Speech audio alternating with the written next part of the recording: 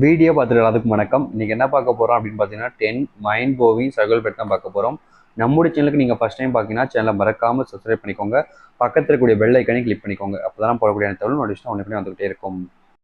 இங்கே ஆண்களை விட பெண்களுக்குத்தான் அதிகம் சந்தோஷம், துக்கம், சோகம், கோபம், காதல், காமம் என அனைத்திலும் பெண்கள் அதிக உணர்ச்சி உடையவர்களாக, கட்டுப்படுத்தும் தன்மையுடையவர்களாக இருப்பார்கள்.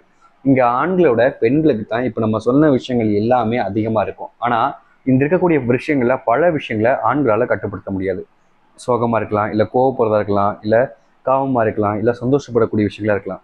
ஆனால் எல்லாரும் முன்னாடி வெளிப்படையாக காமிச்சிருவாங்க. ஆனால் பெண்கள் அந்த ஒரு விஷயத்தை கட்டுப்படுத்த முடியும். முடிஞ்ச அளவுக்கு அவங்க அதை கண்ட்ரோல் பண்ணி வச்சுப்பாங்க. ஸோ இந்த ஒரு விஷயத்து மூலிமா நிறைய ஆண்களுக்கு இந்த விஷயத்தை செய்ய முடியாதுன்றது மூலிமா பெண்களை இந்த விஷயம் செய்ய முடியுன்றதை புரிஞ்சுக்க முடியும். உங்களுடைய வாழ்க்கையில் உங்களுக்கு பிடித்த நபருடன் நீங்கள் சண்டை போடாமல் இருக்க வேண்டும் என்றால் அவர்கள் சொல்வதற்கெல்லாம் சரி என்று அவர்கள் எதிர்த்து பேசாமல் இருந்தால் கண்டிப்பாக சண்டை வராது. ஆனால் அது ஒரு வாழ்க்கையே கிடையாது. இங்கே நிறைய பேர் எங்ககிட்ட கேட்கக்கூடிய விஷயம், எனக்கு பிடிச்ச பையன் இல்லை பார்ட்னரோட நான் சண்டை போடாமல் இருக்கணும், அதுக்கு என்ன பண்ணணும்னு கேட்குறீங்க. நீங்கள் சண்டை போடாமல் இருக்கணும், பிரச்சனை இல்லாமல் இருக்கணும்னா அவங்க சொல்லக்கூடிய விஷயங்கள் எல்லாத்துக்குமே சரின்னு நீங்கள் மண்டையாட்டணும். ஆனால் நீங்கள் எல்லா விஷயத்துக்குமே அப்படியே இருந்துட்டீங்கன்ற போது உங்கள் லைஃப்பை நீங்கள் வாழ மாட்டீங்க, ஏதோ ஒரு லைஃப்பை தான் வாழ்கிற மாதிரி இருக்கும். ஸோ கண்டிப்பாக சண்டைங்கிறது வரதான் செய்யும். அதை அப்செட் பண்ணிவிட்டு எதிர்க்கோங்க, பிரிஞ்சிக்காம. ஒருவரும் இடையிலான காதலில் உண்மையான அன்பு சேர வேண்டும் என்ற எண்ணமும் இருந்தால் எப்பேற்பட்ட கஷ்டம் பிரச்சனை வந்தாலும் அவர்களே சேர்ந்து விடுவார்கள்.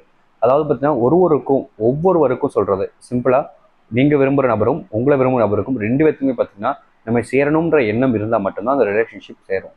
அதில் ஒருத்தங்க ஒரு படி அளவுக்கு கம்மியான ஒரு தாட், இவங்க கூட சேரணுமா, சேர்ந்தால் நல்லா இருக்குமா, இந்த லைஃப் நல்லா இருக்குமான்னு யோசிக்க ஆரம்பிச்சிட்டாங்க அப்படின்னா கண்டிப்பாக அது சேராது. முக்கியமாக சொல்லணும்னா சிம்பிளாக ஒரு டைலாக் மாதிரி தாங்க, லவ் பண்ணலாமான்னு யோசிக்கிறது தப்பு கிடையாது. ஆனால் லவ் பண்ணவங்களை கல்யாணம் பண்ணலாமான்னு யோசிக்கிற ஒரு நபர் இருந்தாங்கன்னா கண்டிப்பாக அது பிரிய தான் செய்யும். அதை புரிஞ்சுக்கோங்க.